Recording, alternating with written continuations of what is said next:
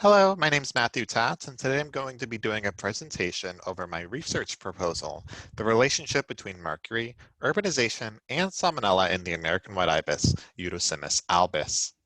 So first of all, why do we study urban wildlife? Well, I'm going to begin by telling you sort of a fun statistic. Since the 1930s, 70% of wading bird nests have decreased due to increased urbanization. Increased urbanization, such as increased infrastructure and housing, often decreases habitat quality, and this has led to a decrease in the Florida Everglades habitat quality. So we do this research for purposes of conservation to ensure that these species have a chance. Species that try to enter urban areas or are trying to live in their current habitat, we want to measure how we can sort of give the best situation for these animals and also for us. So sort of the end goal is cohabituation, where people and wildlife can live in tandem and we both benefit in the end. Now I'm going to introduce our study system to you. So on the left here, we see a white ibis in its natural habitat, the Florida Everglades. It's seen here consuming its natural prey, crawfish. They also consume small fish. The white ibis is a nomadic species. This means that they're going to be going from areas of low to high prey abundance, and they'll go back and forth from these locations, always seeking higher prey abundance. Ever since the habitat quality has decreased in the Everglades, the white ibis has begun foraging in urban areas, taking anthropogenic food or handouts, such as bread here, or they'll forage in landfills and dumpsters, seeking human sources of food as well. And they'll go back and forth between these two areas as they are a nomadic species. The problems with this of ibis foraging in these urban habitats is that ibis carry salmonella, or you might know this as food poisoning, and they do have the ability to transmit this among themselves and to people. And that's the first thing we're going to discuss today in this presentation. And the second thing we're going to discuss is mercury concentration in ibis. Now, mercury is found in ibis naturally in the Everglades, and so we're looking to see if this is possible in these urban areas as well. So the American white ibis is an indicator species. Now, an indicator species means that this species can tell it can tell you something about the habitat quality in which it's found. The white ibis is an indicator for salmonella prevalence. As we know, they have salmonella prevalent in their bodies, and they're also an indicator for mercury concentration in the habitat, as mercury is found naturally in the Everglades. So here again, it's the graphic of the ibis being a nomadic species from rural to urban areas. Well, one research study found that ibis have spent up to 80% of their daylight hours foraging in these urban areas, and this has led the ibis to become more sedentary and no longer nomadic. So they'll just go from the natural habitat and then they'll end up staying in these urban areas. There are pros to being sedentary. It is more energetically beneficial to be sedentary, as you're not having to spend a lot of energy flying back and forth from one location to another. But there are cons with this. The anthropogenic foods, such as the bread here, are less energetically beneficial than, say, their natural prey in crawfish. And this can lead to a decrease in reproductive success for these urban ibis. Now we're going to talk about urbanization and its effect on salmonella prevalence. One study found that in urban areas, salmonella was more prevalent in adult ibis than it was for their sort of natural Everglades counterparts. They found that the ibis has the ability to transmit salmonella amongst themselves, and that the ibis has the ability to transmit salmonella to people. Of adult ibis, they found 26% have salmonella prevalent in their bodies. Now, this does not mean that they are diseased. The disease of salmonella is salmonellosis. It simply means that the bacteria is present within them. The main way that these ibis acquire salmonella is through environmental uptake, as salmonella can be persistent in the environment for up to 20 days. So it's likely that the ibis would acquire salmonella. Here are some graphs from that study. To orient you, here on the y-axis, we have salmonella prevalence. And on the x-axis to the left graph, we have open developed land cover, or urban habitat. And here on the right, we have proportion of wetland cover, or natural habitat, like the wetlands. So we see with increasing urban land cover, salmonella prevalence is increasing here on the left. And here on the right, we see that as wetland cover increases, salmonella prevalence actually decreases. So this supports the idea that salmonella prevalence is higher in these urban ibis than they are in the natural ibis. This study found that 33% of the Salmonella serotypes are of concern to people, and they also found that 58% of the Salmonella genotypes were similar to the genotypes of Salmonella found in people around the same time that this study was occurring in Florida. And so this means that it's likely that there was some transmission between the ibis and people. And so in urban areas, the ibis congregate more and they're in tighter areas. And Salmonella is transmitted through feces. So when the ibis are all bunched together, they'll be defecating a lot. And so this makes sense why prevalence of salmonella is higher in these urban areas, because these birds are having more contact with other ibis feces, which will give them salmonella. And this is also how people may be getting salmonella. So these birds are in urban parks and areas. They might defecate on a park bench. Someone might touch that when they're eating. And that is how one possible way that people may be getting salmonella from the ibis. Now we're going to sort of shift over to mercury from salmonella. Now I mentioned mercury it does occur in the Everglades in their natural habitat. And one of the main ways that mercury enters these habitats and all habitats in general is through coal-fired power plants. The pollution or emissions here coming from these power plants releases mercury into the atmosphere. This can travel long distances through air currents, and eventually that mercury is going to settle down into like wetland or land habitats, all sorts of habitats.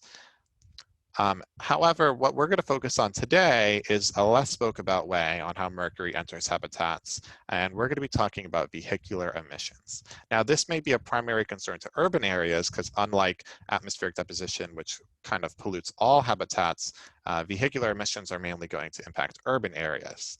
So mercury is found in vehicular emissions. In Florida, there are no emissions testing, so this is relevant to the white ibis study system.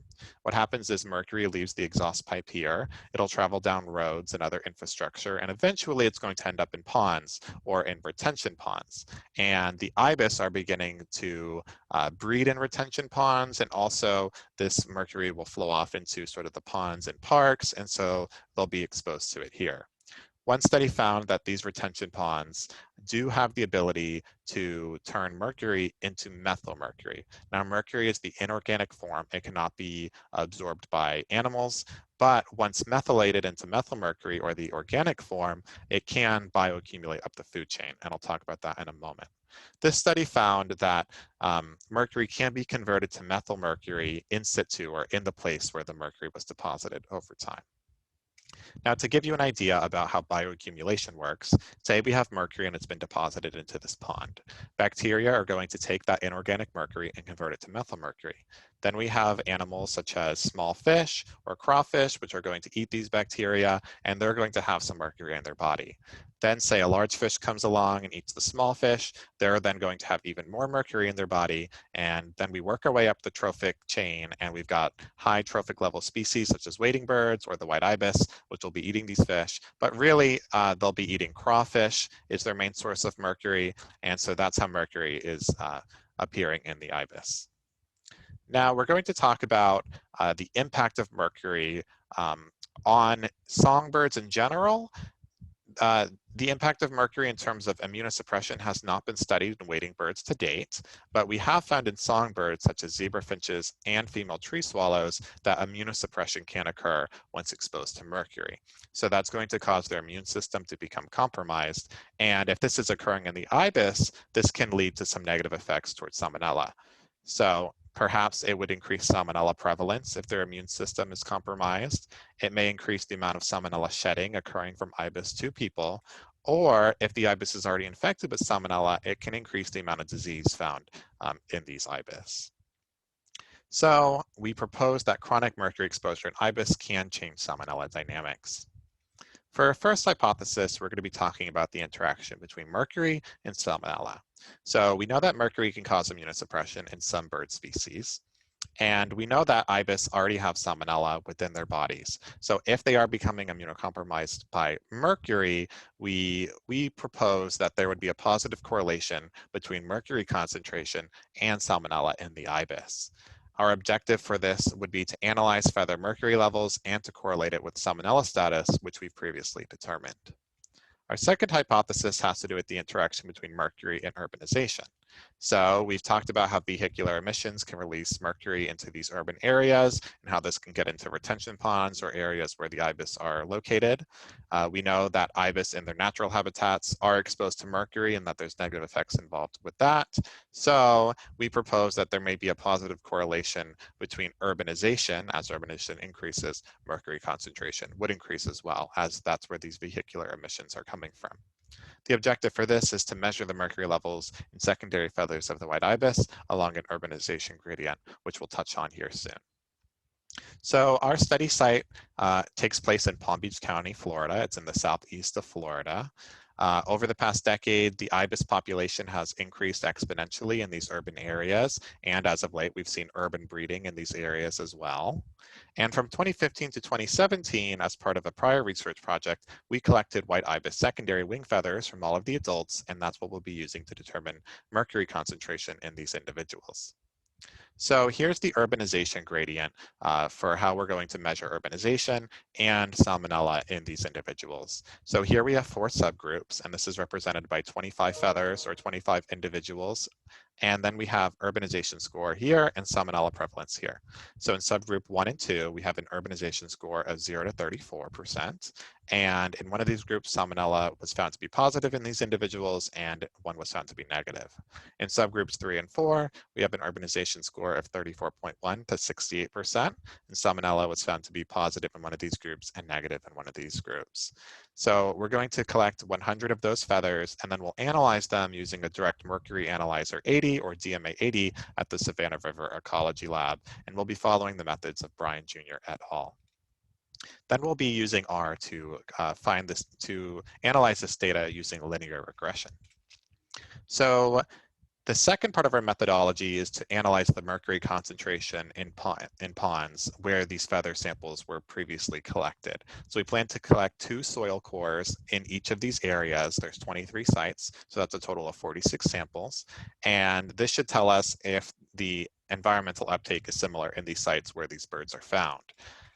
We'll also analyze these samples using our DMA 80 at the Savannah River Ecology Lab. So here's sort of a flow chart of the methodology. In blue, we have the Savannah River Ecology Lab. In green, we have UGA. And in orange, we have Palm Beach County. We'll start in UGA and we'll select our 100 feathers.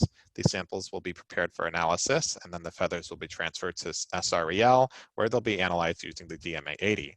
Then this data will be analyzed at UGA, and that concludes the first phase. The second phase, and follow me here with the arrow, will start in Palm Beach County, where we'll collect the sediment. We'll transfer these samples to UGA, where they'll be prepared for analysis. These samples will be transferred to SREL, analyzed using the DMA 80, and then this data will be analyzed back in R at UGA. Finally, we have conducted a pilot study. It was found to be insignificant with a p-value of 0.23, but our sample size was too small with an n value of 14. However, we did find that as urbanization increased and mercury concentration increased, there was a slight correlation here. So in summary, we know that ibis have become more urbanized as habitat quality in the Everglades has decreased. There's a higher prevalence of salmonella found in these urban ibis, and we know that there's a chance that these ibis may be immunocompromised due to mercury. So we wonder if there's a positive correlation between mercury and salmonella, and we wonder if there's a positive correlation between mercury and urbanization. Finally, our pilot study does show promising results with an increased sample size. Thank you.